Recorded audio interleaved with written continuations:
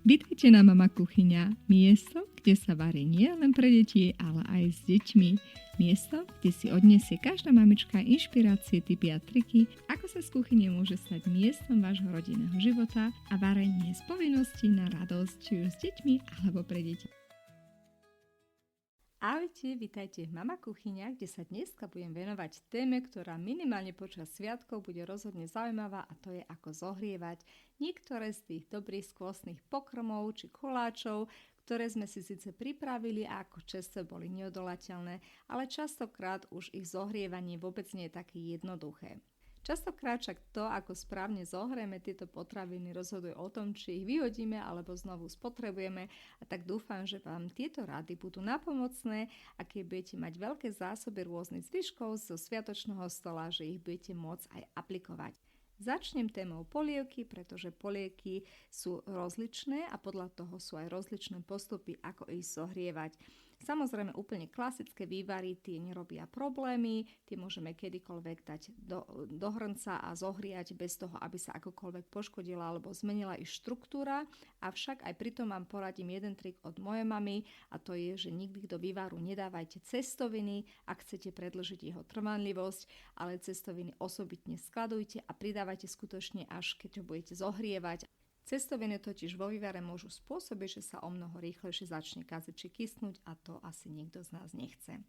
Ďalšou kategóriou sú však polievky, do ktorých ide zápraška, a tie sú už trošku náročnejšie na ohrev, pretože práve tie majú veľmi rýchlu tendenciu vykypieť, takže nikdy ich neprikrývame, a aj zapražené polievky je veľmi dôležité počas toho zohrievania, najlepšie na takej strednej teplote, nie hneď na tej najvyššej, pravidelne premiešať práve tomu, aby sme zabránili, že vykypia, a treba ich mať aj dobre pod dohľadom. Toto isté patrí nielen pre zápraškové polievky, ale aj pre mliečne polievky. To znamená všetky tie polievky, do ktorých sme pridali mlieko alebo smotanu alebo sladkú smotanu, môžu vykypieť alebo majú aj tendenciu prihárať, preto na miernej teplote zohrievame a pravidelne miešame a nikdy neprikrývame. Ešte posledná kategória polievok, ktoré poznám a ktoré majú asi najvyššiu šancu, že vám prihorejú počas zohrievania, tým sú také tie krémové polievky, teda polievky, ktoré sme získali rozmixovaním väčšieho množstva zeleniny alebo čohokoľvek iného,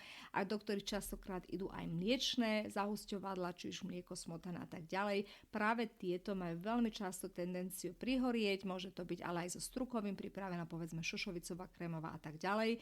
Preto práve pri týchto je veľmi dôležité zvoliť hrniec, ktorý má jednak dno, ktoré tak rýchlo neprihára, najlepšie teda sendvičové alebo nejaké teflonové, a postupne zohrievame. Najlepšie však je, keď pridáme predtým, než vôbec začneme zohrievať, aspoň za polku šálky vody, ktorá sa ako keby uskladní pod touto kremovitou konzistenciou, ktorá v tom studenom stave má skôr konzistenciu také kaše, a potom pomaly zohrievame skutočne na nízkej teplote za pravidelného miešania. Nikdy nedáme len tak hrniec bez dozoru nechať stať, pretože väčšinou práve toto by nám nedopadlo dobre.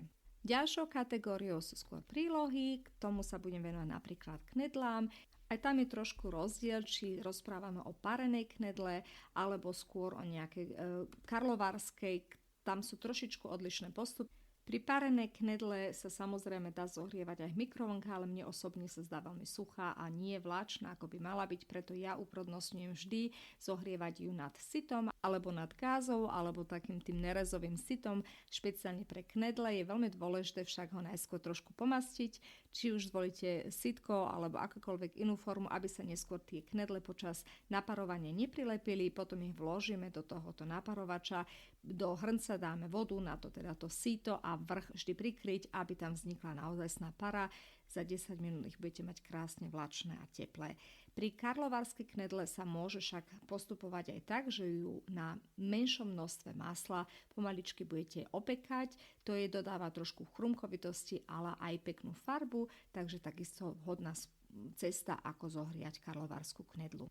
Ak ste robili skôr zemiakové knedlíky, tak pri tých odporúčam ich vložiť nakrátko do horúcej vody, pokiaľ zase sa zohrejú stepelne, nedávame ich príliš dlho, aby sa nerozvarili.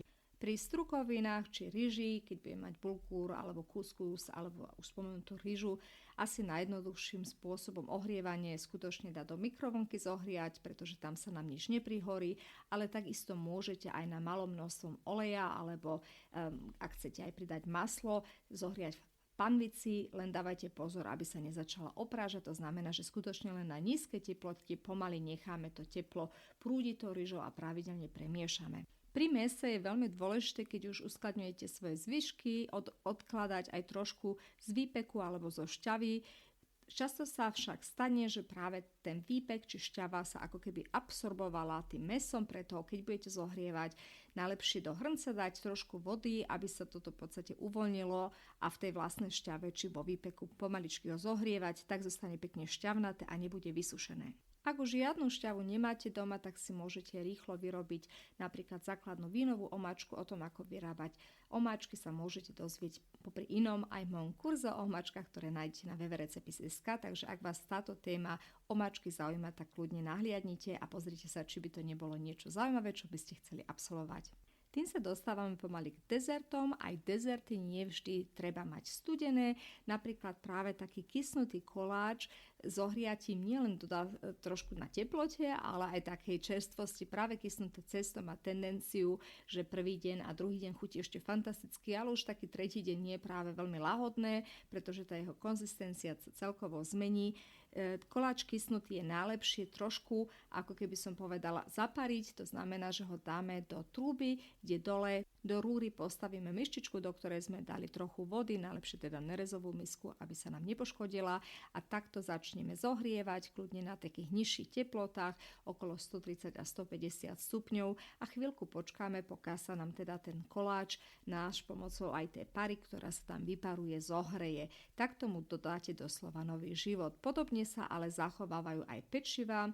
Pri práve chlebiku alebo aj bagetách, ktoré sú už staršie, sa veľmi odporúča dokonca nielen dať teda tú vodu do rúry, ale aj ich zabaliť do mokrého najprv kuchynského ručníka, povedzme na 10-15 minút, aby sa tá vlhkosť absorbovala najskôr a až potom ich dať znova zapiesť na 10-15 minút. Dúfam, že vám tieto rady ohľadom zohrievania vašich dobrotín zo sviatočného stola pomôžu a že takisto zabránia tomu, aby si zbytočne vyhadzovali potraviny, ktoré sa ešte dajú ďalej použiť. Ak však hľadáte len inšpiráciu na to, ako ďalej zredukovať alebo využiť zvyškové potraviny, napríklad takú knedlu, ktorá vám postáva a chcete ju pripraviť s vajíčkom a tak ďalej, na toto všetko nájdete takisto inšpiráciu na www.recepis.sk, kde je osobitná kategória zvyškových receptov, ktoré majú za snahu zabrániť tomu, aby sme zbytočne mrhali potravinami, ale naopak vyťažili maximum z toho, čo doma máme v kuchyni. Takže ďakujem krásne za váš čas. Ja sa veľmi teším, že ste tu so mnou trávili tento čas a teším sa na vás opäť v najbližšej epizóde.